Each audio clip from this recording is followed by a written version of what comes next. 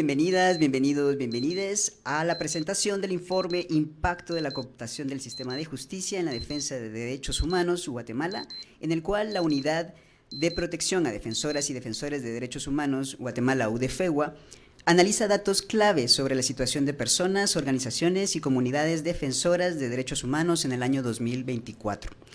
Agradecemos la presencia de funcionarios presentes del Ministerio de Gobernación, así también como a los representantes y los representantes del cuerpo diplomático en Guatemala, de la Embajada de Canadá, de la Embajada de Alemania y de la Oficina del Alto Comisionado de las Naciones Unidas para los Derechos Humanos. Agradecemos y muchas gracias por su puntualidad a las organizaciones de la sociedad civil y a las personas defensoras que están presentes en este evento. También queremos darle la bienvenida a nuestros seguidores que están en vía online en la transmisión de las redes sociales de UDEFEGUA. Le damos un agradecimiento muy especial a la compañera Angélica Gabriel, quien nos acompaña en la traducción simultánea en lengua de señas. Para dar inicio a la presentación, invito a este podio a Brenda Guillén, coordinadora general de UDEFEGUA, quien nos hablará del análisis y datos de la situación de personas, organizaciones y comunidades defensoras de los derechos humanos, incluyendo un enfoque específico sobre mujeres defensoras.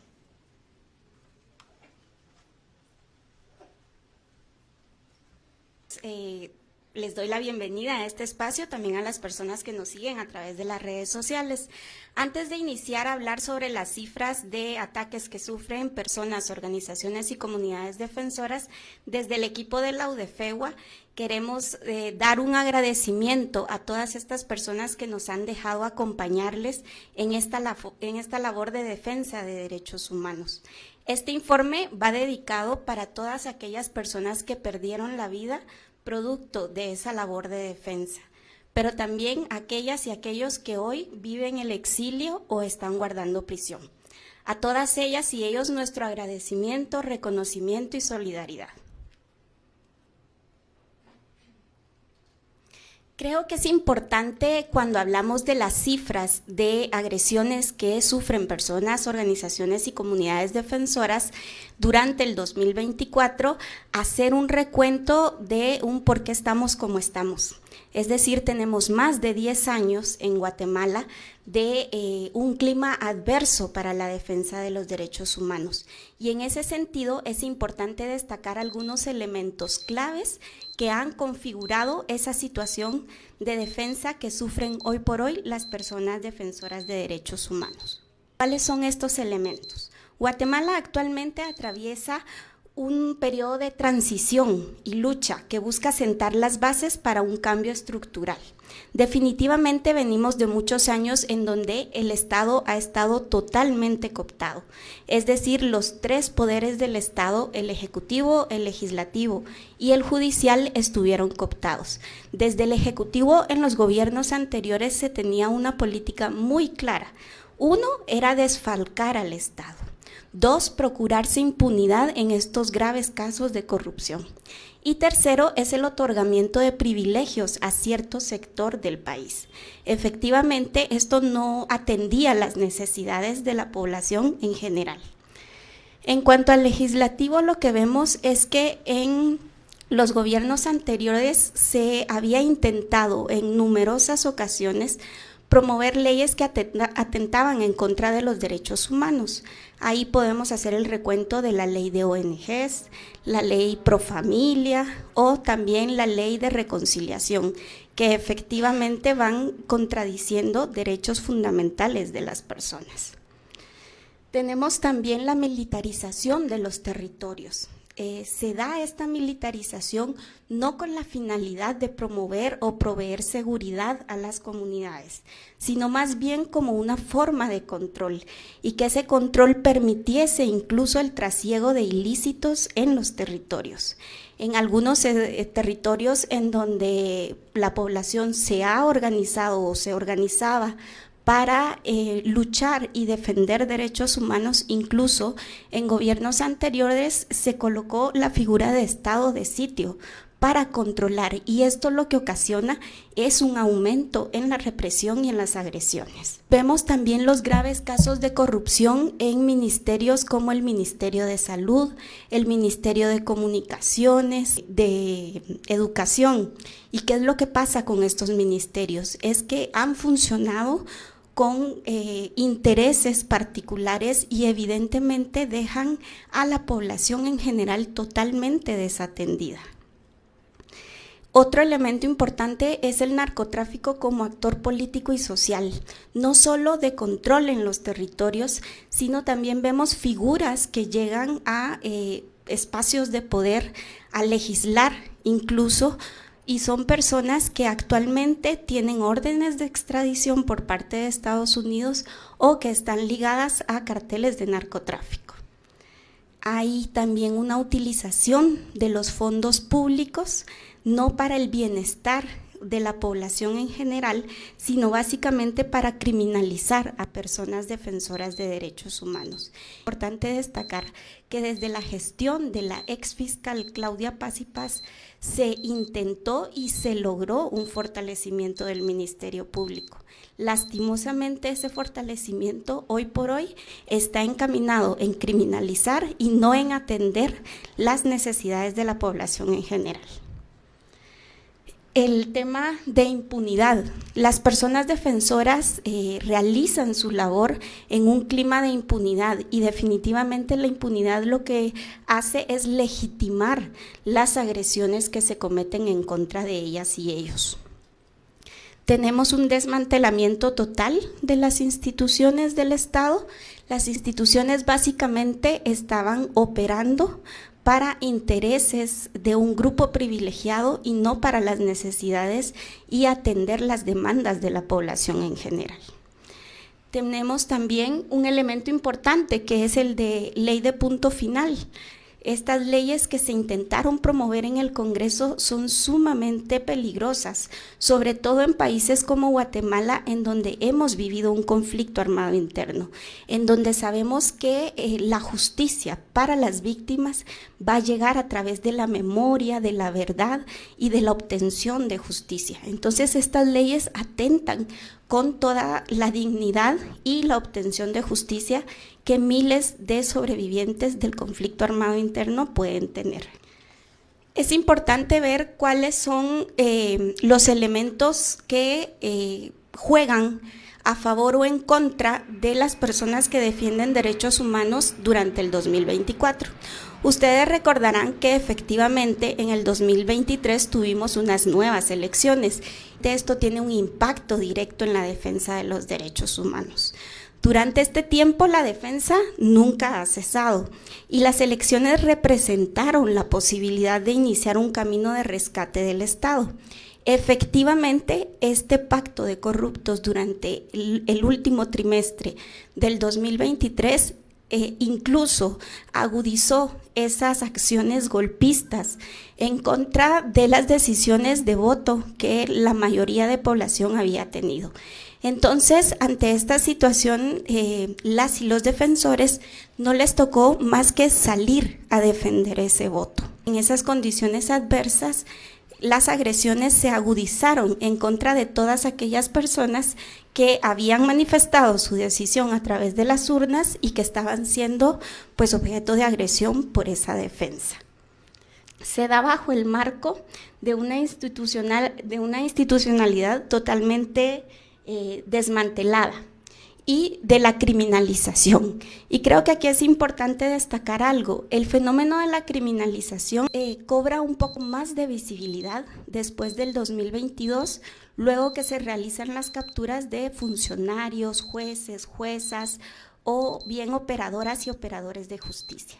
Pero el tema de criminalización, las comunidades y pueblos indígenas es un tema que están viviendo desde hace muchos años y que muchas veces queda totalmente invisibilizado, y hoy por hoy incluso tenemos casos muy emblemáticos de personas que están guardando prisión que pertenecen a pueblos indígenas y que es una consecuencia de ese continuum de violencia que las comunidades tienen que enfrentar en los territorios. Cuando hablamos de criminalización de personas defensoras y defensores, efectivamente esto también implicó la criminalización de funcionarios públicos, de un nuevo gobierno que estaban en el ojo y que eran sujetas o sujetos de criminalización.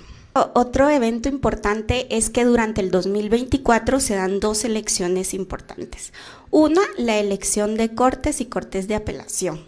Si recuerdan ustedes, esto tuvo un atraso de varios años en el país y es hasta finales de abril que el Congreso convoca a las elecciones de cortes. El proceso se da al inicio pues con bastantes tropiezos y un intento todavía de cooptar ese espacio para garantizar que las personas que lleguen a ocupar los cargos o que se reelijan sean estas que estaban alineadas al pacto de corruptos. Al principio muchos hacían el análisis de que esta elección de cortes pudo haber sido positiva o más o menos o negativa. Yo creo que el tiempo es el que nos ha dado los resultados y si vemos es que la criminalización en contra de defensoras y defensores continúa y que los graves casos de corrupción pues están siendo absueltos. Entonces creo que esa es la medida para saber si esa elección de cortes fue positiva o no fue positiva. Está también la elección del Colegio de Abogados. Y aquí es importante destacar que una de las planillas, que fue la planilla 10, se mostró abierta a esa oposición de cooptar. Ese espacio fue sujeta de criminalización. Hoy por hoy tenemos a Eduardo Masaya guardando prisión producto de esa criminalización. Las elecciones de Estados Unidos, ser Guatemala, un país que depende en mucho sentido de las decisiones que se tomen en ese país, la llegada de Donald Trump a la presidencia pues significa un retroceso en temas claves como género, economía, migración, pero que evidentemente había un grupo o un sector de Guatemala que contiene personajes antidemocráticos que esperaba una manifestación y un apoyo mucho más abierto de parte de Estados Unidos. Hasta el momento eso no se ha dado, no decimos que no se vaya a dar, pero parece particular que no se hayan manifestado de esta forma. También es importante destacar esa apertura de espacios que durante el 2024 se pudo dar y ahí en materia de derechos humanos tenemos algunos avances. Uno es la reactivación de ese espacio que desde el Ministerio de Gobernación se ha dado con la instancia de análisis de patrones de ataques a personas defensoras de derechos humanos. Si ustedes recuerdan, venimos de varios años en donde no se tenía ninguna articulación entre sociedad civil y los gobiernos. Entonces, estos espacios nos parecen bastante positivos. Otro de los elementos es la reactivación en la elaboración de la política pública de protección a personas defensoras de derechos humanos. No me voy a detener mucho en este tema porque la compañera va a profundizar más acerca de este punto específicamente. De ahí tenemos la instalación de mesas de diálogo que desde el gobierno se instalaron en dos temas principales, pueblos indígenas y campesinos. Efectivamente, el diálogo es la forma de escuchar las necesidades de la población. Entonces vemos con muy buenos ojos que estas mesas de diálogo se puedan establecer. Efectivamente, se le debe de dar seguimiento y articulación a las necesidades de la población. Y por último es que por primera vez después de muchos años tuvimos una visita oficial de la Comisión Interamericana de Derechos Humanos. Si recuerdan, anteriormente teníamos solo visitas académicas porque no había una invitación abierta del gobierno para que la comisión pudiera visitar Guatemala. Vamos a entrar enteramente a el análisis de las gráficas de agresiones a personas defensoras de derechos humanos. Si ustedes se dan cuenta, este año, el año 2024 que estamos analizando, hay un descenso de las agresiones a personas defensoras. Desde el 2019 hasta el 2023 se mantiene un crecimiento todos los años. Y el 2023 es el año más agudo para la defensa de los derechos humanos. Sin embargo, en el 2024 desciende casi un 50% en las agresiones. Este fenómeno puede ser explicado en la medida de que entra un nuevo gobierno y toma el control del Ejecutivo.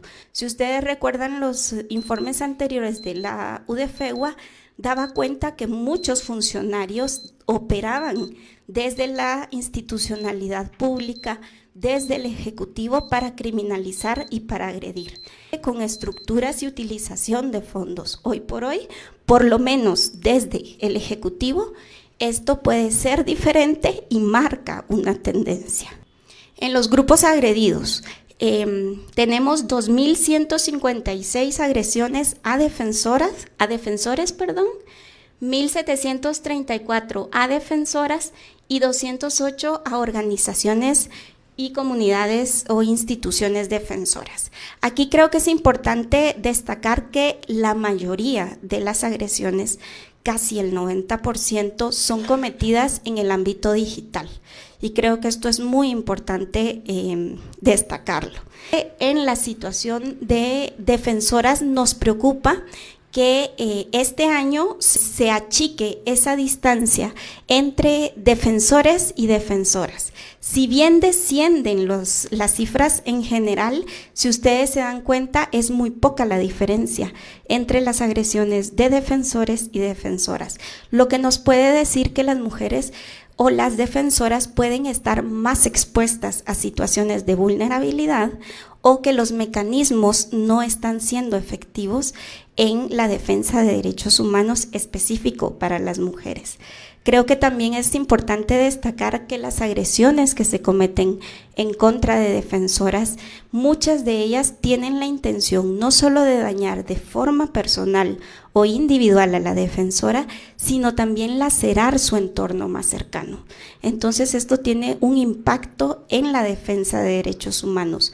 Muchas veces ellas bajan su perfil de defensa o en algunas ocasiones incluso cesa su defensa a raíz de estos ataques. ¿Quiénes son las personas que están siendo más agredidas? Nuevamente este año tenemos 3 categorías que no han variado en los últimos años. Son operadoras y operadores de justicia, son personas que ejercen periodismo y comunicación social y son personas que están accediendo a la justicia. Y creo que en este patrón podemos encontrar un poco de congruencia entre el nombre de este informe y esta gráfica, porque efectivamente la cooptación del sistema de justicia tiene implicaciones graves en la obtención de justicia. Aquí es importante destacar que a la mayoría de operadores de justicia que están siendo agredidos son personas que actualmente están en el exilio, es decir, no están en Guatemala producto de esa labor de defensa que han tenido. Y creo que aquí es importante destacar casos como el de Juan Francisco Sandoval, el del juez Miguel Ángel Gálvez, el de Carlos Ruano, que efectivamente enfrentan agresiones, un hostigamiento por esa labor de defensa de derechos humanos que ellos ejercieron. Otro caso que es importante también destacar y que lamentamos mucho que guarde prisión es el de Estuardo Campo. Enfrenta un proceso actualmente que ha estado plagado de irregularidades y de dilación en las audiencias. Esto tiene un impacto no solo económico, social, sino también emocional en las personas. Y en el caso de operadoras y operadores de justicia, o personal de fiscalías y demás, es importante destacar en defensoras el caso de Claudia González, o por su trabajo en la CICIG, sino también como una forma de venganza y represión en contra de ella por la labor de defensa que tuvo para personas defensoras de derechos humanos. En cuanto a periodistas, nos preocupa bastante algunos casos como el de prensa comunitaria, por ejemplo, que ha estado con una campaña de difamación y amenaza. También algunos casos específicos de periodistas como es Sonny Figueroa y Marvin del Cid, que tienen constantemente ataques y que estos ataques incluso han abandonado ese ámbito digital y han pasado a la agresión física. Entonces ahí vemos cómo el patrón puede ir actuando y deja de ser un ámbito digital y pasa a una agresión directa. Las condiciones de las personas que ejercen periodismo en los territorios cambian drásticamente y creo que ahí tienen menor acceso a mecanismos de protección. Entonces, muchas de las agresiones que están sufriendo quedan totalmente invisibilizadas y de cierta forma son personas que actúan o siguen haciendo su labor en desprotección. En ese sentido es importante destacar casos como el de Jorge Titzol y Juan Bautista Scholl. Otro caso que nos parece preocupante es el retorno de José Rubén Zamora a prisión porque evidencia esa cooptación del sistema de justicia. En cuanto a las periodistas o comunicadoras sociales, las defensoras tienen que realizar su labor a veces en ambientes patriarcales, machistas, sexistas, y a eso le suman agresiones directas por su labor de defensa. Creo que es importante aquí destacar uno de los casos que documentamos, que es el caso del medio de comunicación de Ruda. Ruda es un medio que pues investiga y reporta desde una visión feminista y que en los últimos tiempos ha estado dando cobertura a dos casos emblemáticos cuyos actores de poder están involucrados. Uno de ellos es el caso del Hogar Seguro Virgen de la Asunción y otro es el caso de los 4 jueces de Alta Verapaz que están siendo juzgados por violencia y violencia sexual. ¿Cuáles son las agresiones que más están sufriendo las personas, organizaciones y comunidades defensoras? La criminalización sigue siendo la forma de agredir a las personas defensoras de derechos humanos. Y creo que aquí es importante mencionar que desde la UDFEGUA efectivamente vemos el fenómeno no únicamente como la utilización del derecho penal, sino vemos el fenómeno de la criminalización partiendo desde la estigmatización, el discurso de odio, el hostigamiento y que puede concluir en una detención ilegal. Pero creo que es necesario empezarse a plantear abrir el panorama de la criminalización. Y creo que en Guatemala hemos tenido muy focalizada la criminalización y creemos que es ejercida únicamente por el Ministerio Público y más específicamente por la actual fiscal general. Pero creo que tenemos que abrir ese panorama y darnos cuenta que la criminalización no solo es ejercida por el Ministerio Público, sino también hay una Corte Suprema de Justicia que está sosteniendo la criminalización. También está una Corte de Constitucionalidad, el Instituto de la Defensa Público Penal también tiene involucramiento en esto. Y por último, también algunas instituciones de menor tamaño, pero que tienen que ver en procesos de criminalización, como es la Oficina Nacional de Prevención contra la Tortura. Entonces creo que todo esto es para hacer un análisis del fenómeno y no solo focalizarlo en la figura de Consuelo Porras o no solo focalizarlo en el Ministerio Público, es todo un sistema que está sosteniendo la criminalización. En el caso, bueno, aquí no aparece reflejado porque el número frente a los 4.133 no tiene representación, pero es importante destacar que este año, a pesar de que las cifras bajan, es el año más cruel para la UDFEGUA en el tema de asesinatos. Nunca habíamos registrado un nivel de asesinatos tan alto como en el 2024. La única vez que había sucedido fue cuando se dio el caso de Hogar Seguro Virgen de la Asunción, en donde tomamos en cuenta a las niñas y adolescentes para nuestro registro. Sin embargo, hoy documentamos un total de 28 casos de asesinatos. Nuevamente, la impunidad está predominando y efectivamente cuando hay niveles de impunidad muy altos, legitima la violencia. Los costos sociales ya no son elevados y los actores pueden agredir de forma directa llegando al asesinato. Es bastante preocupante. El otro dato que nos parece preocupante es que de estos 28 casos de asesinatos, la mayoría responden a defensoras y defensores que defienden tierra, territorio, medio ambiente y que pertenecen a pueblos indígenas. Esto podría ser interpretado incluso no solo por lo que les comentaba al principio de que son los pueblos indígenas quienes han tenido que enfrentar la criminalización, sino también porque han jugado un papel clave en el sector político de Guatemala. Entonces puede entenderse incluso como una forma de agresión directa hacia ellas y ellos.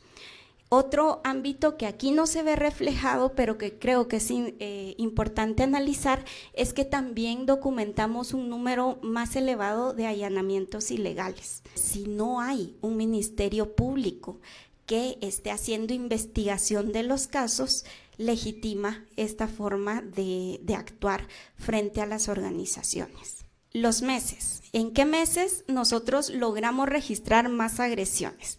Tenemos 3 meses claves, que son enero, mayo y agosto. En enero se puede interpretar como esa colita todavía de la resistencia que se gestó durante más de 106 días y que básicamente defendió el voto de la población. Ustedes recordarán que incluso ese 14 de enero hubo algunos intentos de violencia y de acciones golpistas para garantizar que que se irrespetara más bien el voto popular en Guatemala. Entonces, efectivamente, esto tiene un pico en el registro de agresiones. De ahí, otro mes importante es mayo. Y si recuerdan, al principio les comentaba que a finales de abril el Congreso hace la convocatoria para la elección de cortes. Estos son espacios, los espacios de elección son justo los espacios que este pacto de corruptos está aprovechando y está intentando cooptar. La población sabe que son espacios que tiene que defender y ante esa defensa, pues la represión y las agresiones aumentan.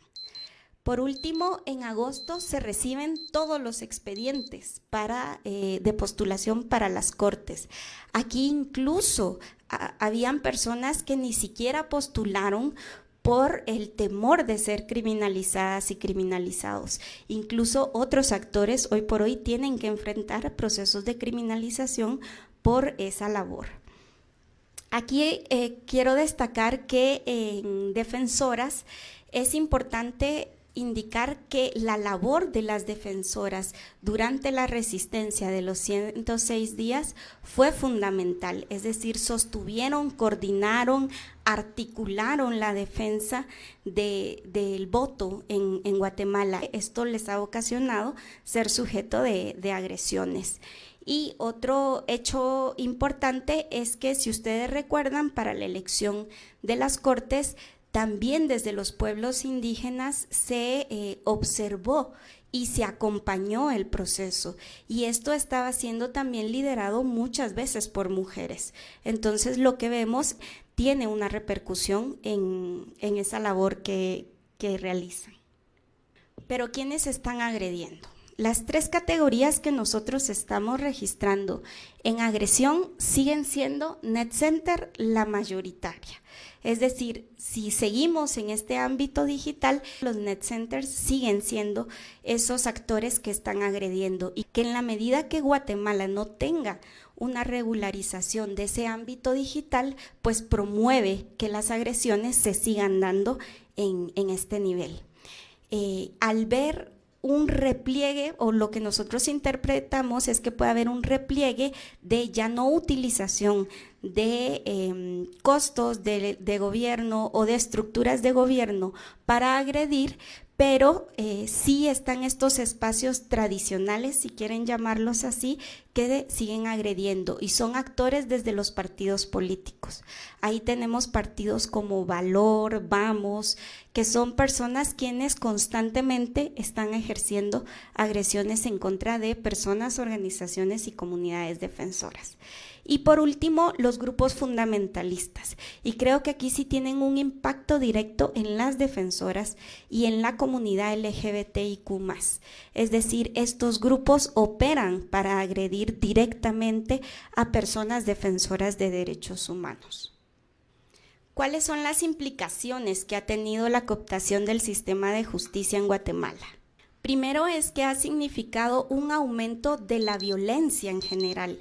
Y aquí no solo es hablar de personas defensoras, si no hay un ministerio público que esté investigando las agresiones o la violencia que se comete en contra de las personas, esto va a legitimar que se siga cometiendo. Aquí creo que es importante destacar una investigación que desde la Convergencia por los Derechos Humanos se realizó. UDFEGUA es parte de la Convergencia por los Derechos Humanos y documentó que del 100% de las denuncias recibidas, no de personas defensoras, sino de hechos o delitos comunes, del 100%, el 87% eran desestimadas. Y de ese 13%, un porcentaje muy pequeño llega al sistema de justicia. En ese 13% pues existen multiplicidad de delitos, desde asesinatos, violencia sexual, violencia en contra de la mujer. Entonces, la eficacia del Ministerio Público no está actuando para la población en general. También ha significado que las personas tengan que enfrentar procesos de criminalización abierta en su contra. La cooptación del sistema de justicia también está estrechamente relacionada con los asesinatos. Que la UDFEGUA haya registrado un número tan elevado de asesinatos definitivamente no es al azar. El Ministerio Público ha utilizado los fondos públicos no para proteger a la población, sino para criminalizar a la población y para construir políticas que son altamente criminalizadoras, como es la Fiscalía de Usurpación que fue creada precisamente para criminalizar a personas defensoras de derechos humanos. Y en el sistema de justicia, es decir, en la Corte Suprema de Justicia, yo creo que es importante destacar cuál es el patrón de actuación que se está dando. Ahí nosotros vemos que todos los casos, parece particular, pero todos los casos de criminalización van a caer específicamente a 3 juzgados, que son el 3º, el 7º y el 10º. Esta asignación de los juzgados debería de ser imparcial y se debería de dar a través del sistema de gestión de tribunales. Pero resulta curioso que siempre van a estos 3 tribunales. En estos tribunales hay personas como Freddy Orellana, Jimmy Bremer, está también Maynor Moto, Víctor Cruz, que son personas que efectivamente están criminalizando a personas defensoras de derechos humanos. Primero, su forma de actuar es que hay un retardo en esa primera audiencia de las personas. Muchas veces esperan a que los juzgados de turno sean de personas que ellos consideran alineados al pacto para que puedan escuchar a la persona que está siendo criminalizada. Luego de ello, cuando el expediente ya está en los juzgados, lo que hacen es colocarle reserva al caso. En algunos delitos que pueden tener una medida sustitutiva, hay una negación de la medida sustitutiva, lo que implica entonces la utilización de la prisión preventiva. Y muchas veces esta prisión preventiva tiene el objetivo de dañar emocionalmente a la persona para que así pueda aceptar cargos. Es una forma de operar. Es todo un sistema. Ustedes le preguntan al Ministerio Público y dicen, nosotros solicitamos al juez. ¿Es el juez el que otorga. Entonces, ahí hay una maquinaria operando para la criminalización. ¿Qué otra implicación ha tenido la cooptación del sistema de justicia? El favorecimiento a casos de corrupción, también el exilio, que es un fenómeno que creo que nos parece bastante particular porque muchas personas hoy por hoy están en el exilio. Desde la UDFEGUA, desde el año 2019 a la fecha, hemos documentado más de 100 casos que están en el exilio, pero que estos casos pueden representar más de 200 personas en la medida que algunos luego de un tiempo salen con su familia y son personas que no han podido retornar al país porque no hay un sistema de justicia que pueda garantizarles el debido proceso. También las dificultades en las gestiones del gobierno. Ya para entrar en consideraciones finales, aquí es importante destacar estas consideraciones de las defensoras. Nos preocupa que este margen se haya estrechado entre ataques a defensores y defensoras de derechos humanos. Sigue habiendo una situación de vulnerabilidad hacia las mujeres que defienden derechos humanos. Las defensoras sufren violencia patriarcal, la cual utiliza la estigmatización y el discurso de odio basándose en estereotipos de género e insultos sexistas. Este sigue siendo un patrón que se utiliza en redes sociales. La particularidad es que la mayoría de estos ataques sí tienen la intención de lacerar a la defensora, pero también a su entorno más cercano. Hemos documentado algunos casos en donde la utilización del lenguaje sexista y fotografías con actos de difamación en redes sociales han hecho que las defensoras tengan que anular su defensa porque ha tenido un impacto muy grande cuando son madres y tienen hijos e hijas. Otra implicación particular de las defensoras es que suelen actuar más en redes para la defensa de los derechos humanos.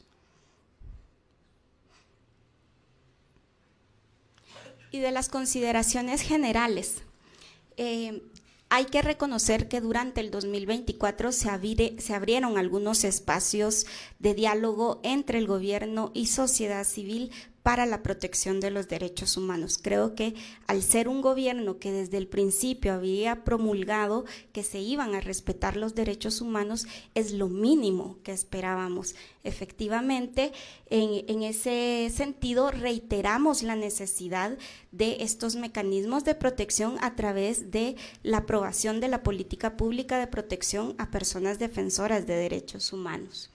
A la comunidad internacional le instamos a que siga observando y acompañando en asesoría de materia de derechos humanos al gobierno y a todas las instancias, pero también en la documentación de los casos.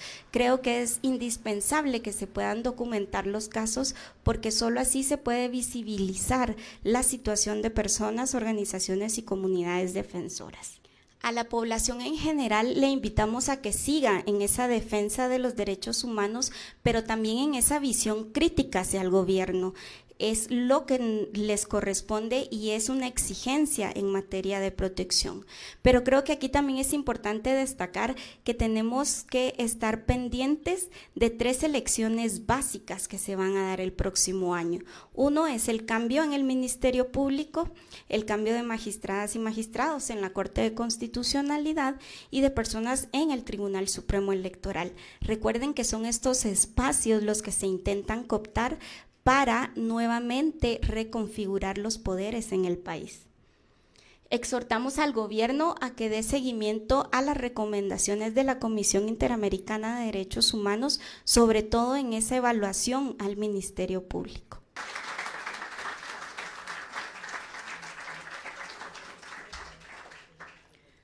Para seguir con el programa, les invitamos a que ustedes puedan anotar ahí sus comentarios o preguntas en las fichas. También invitamos a nuestros seguidores en la transmisión en vivo para que nos hagan llegar sus comentarios vía redes sociales.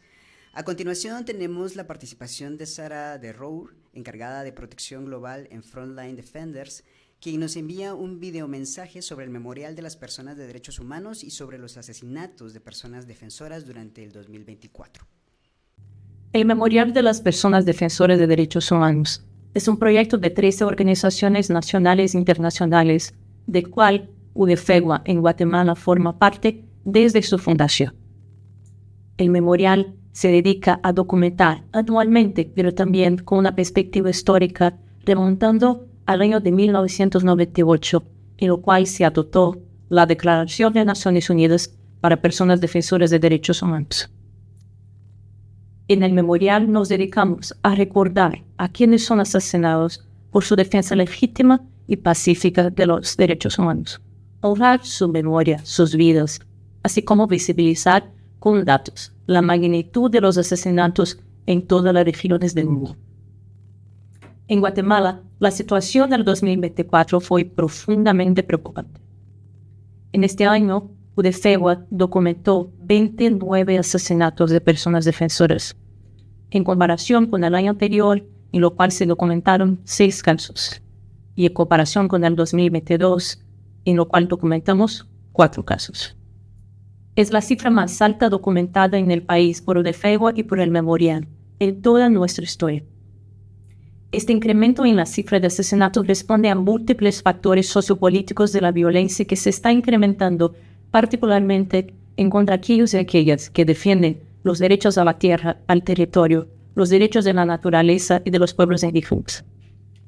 Estos asesinatos, además de silenciar a las víctimas, ambicionan mermar el movimiento en defensa de derechos e instigar el miedo.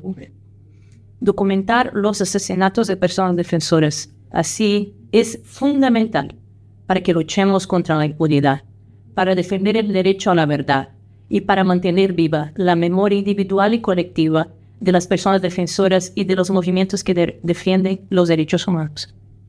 Desde Frontline Defenders mandamos nuestra solidaridad y apoyo. Viva la lucha, viva la vida, viva la memoria.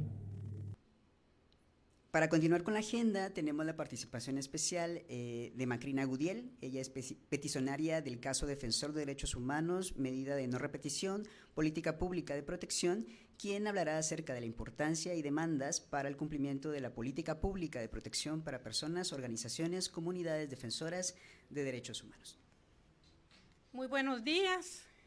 Como ya dijeron, mi nombre es Macrina Gudiel Álvarez, soy peticionaria del caso Defensor de Derechos Humanos y del caso Gudiel Álvarez y otro más conocido como caso Diario Militar.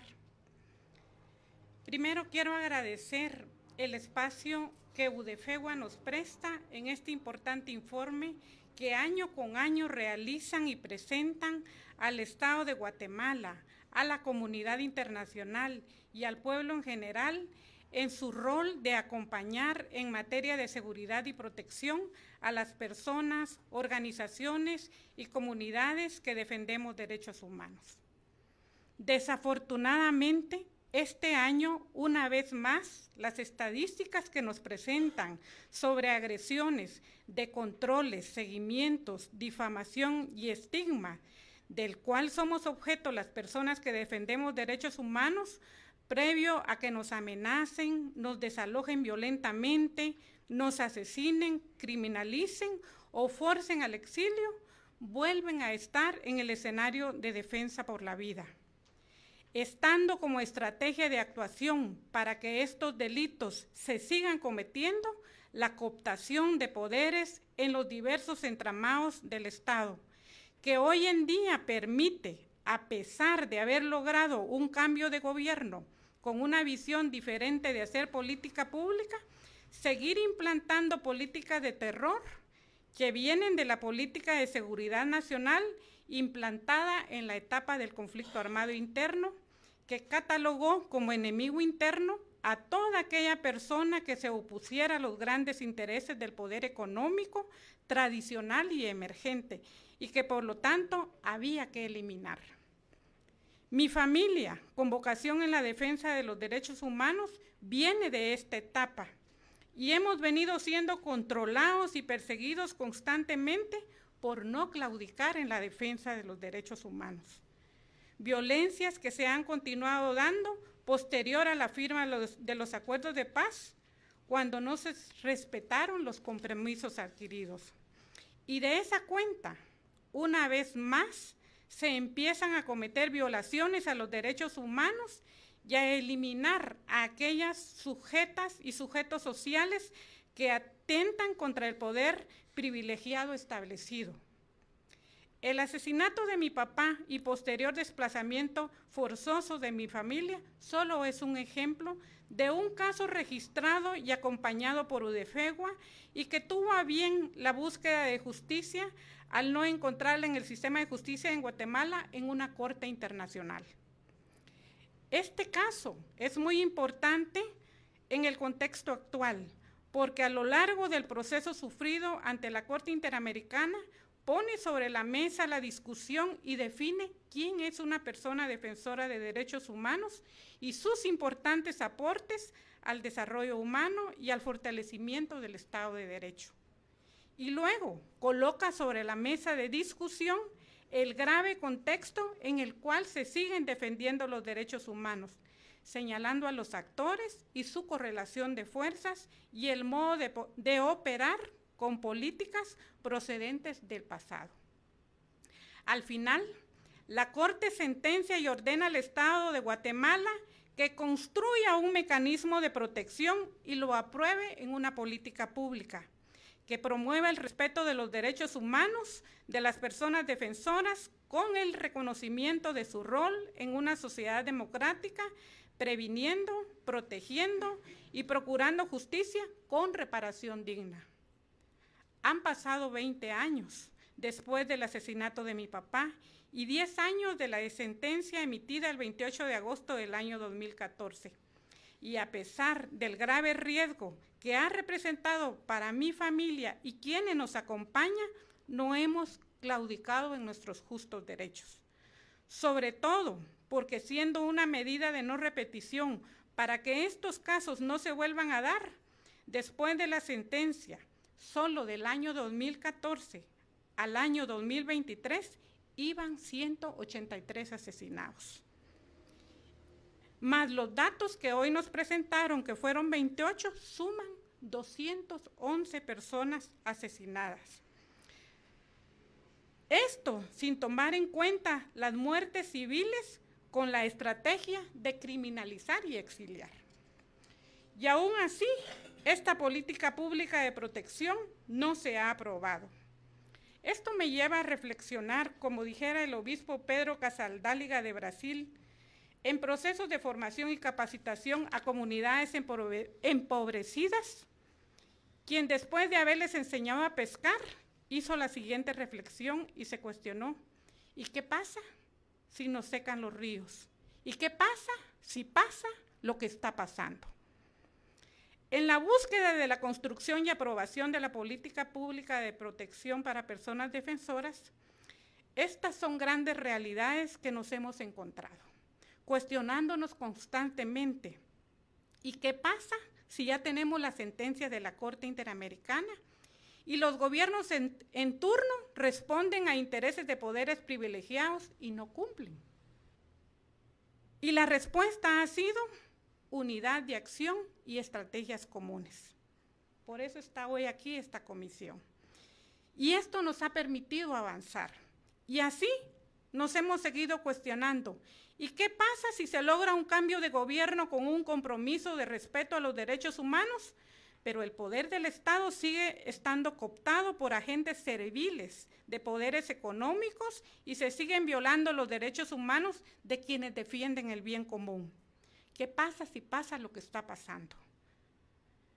Este mensaje va a ser dirigido al presidente Arévalo. Está claro que la cooptación del sistema de justicia y su correlación de fuerza con otros entramados del Estado guatemalteco representa un grave riesgo de vida para quienes defendemos derechos humanos. Y las estadísticas del 2024 nos lo dicen. Y porque nadie debe seguir siendo sacado del escenario de la defensa de los derechos humanos, siendo desalojado violentamente de sus territorios, quitándoles la vida, criminalizándolos y encarcelándolos injustamente, y luego ser sometidos a torturas para quebrarles la voluntad política, obligándolos a aceptar delitos no cometidos o a irse al exilio. Por todo esto, señor presidente, hoy la responsabilidad está en sus manos y urge la aprobación de esta política de protección. Hoy estamos acá, la Comisión de Observación que da seguimiento a esta política pública de protección emanada de 10 encuentros territoriales. Y juntas, en nuestra diversidad lingüística, le decimos, presidente.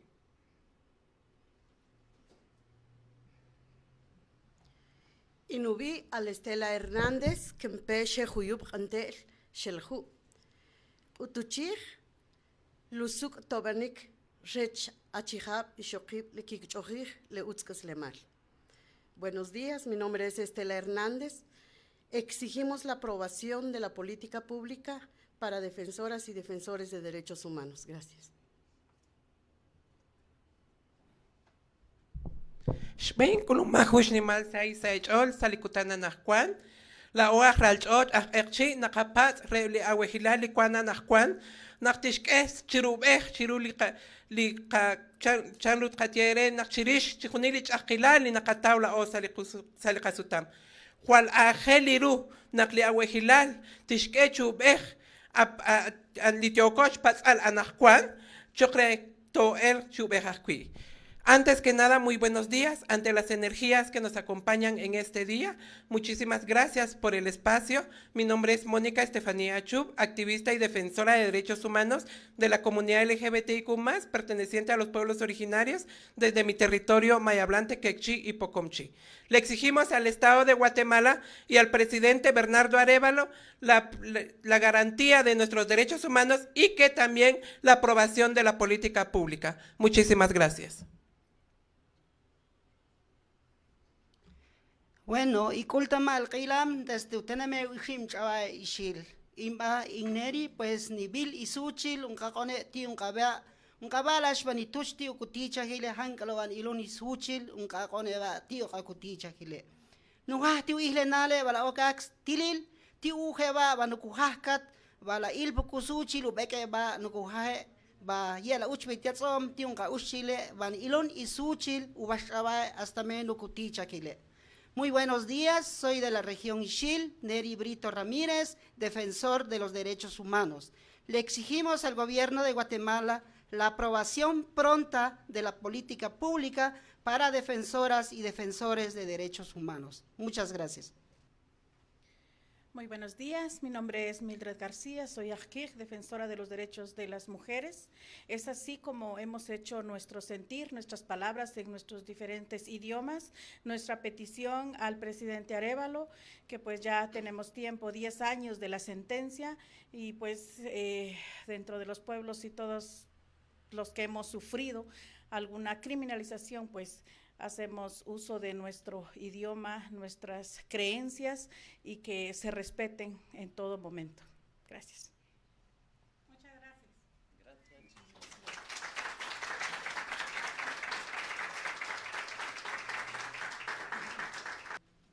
Muchas gracias.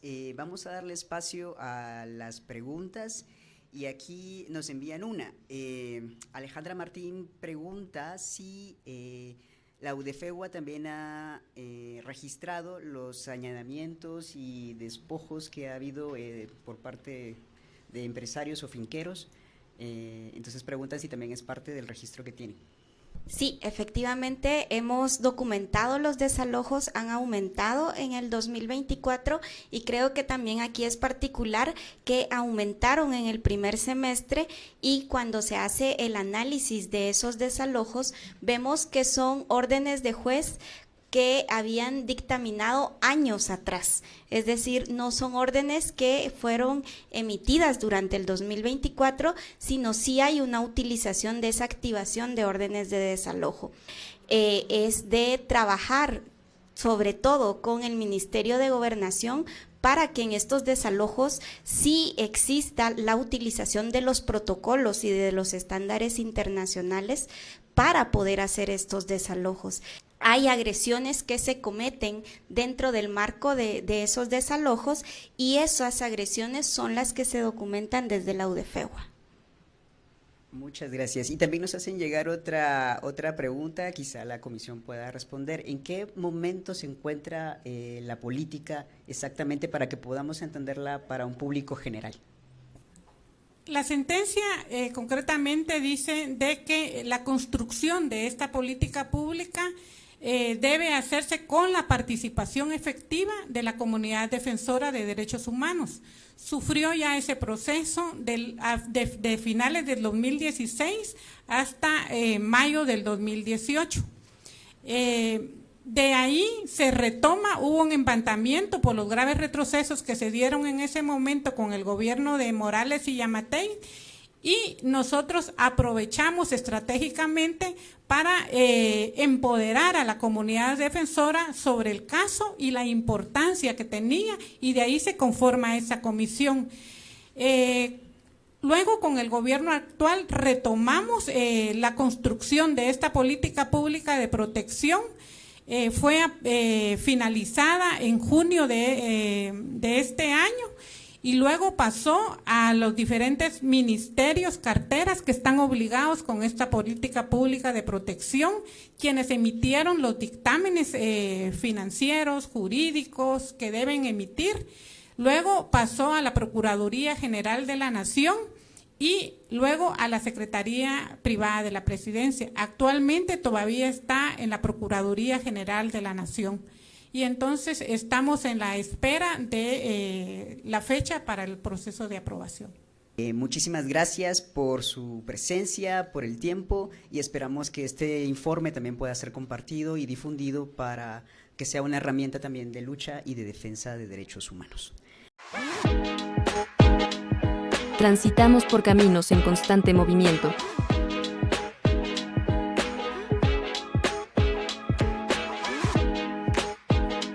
Donde cada paso cuenta, donde cada voz importa, a través del viento y la fuerza impulsora de la vida. Nuestras huellas convergen, formando un tejido de historias. Es hora de levantarnos, de unirnos, de recorrer este camino en movimiento, por cada persona que lucha, por cada voz que se alza. Vamos hilando senderos hacia un futuro donde la dignidad y el respeto florezcan. Actívate, camina, defiende. Tretejiendo caminos. UDFEGUA.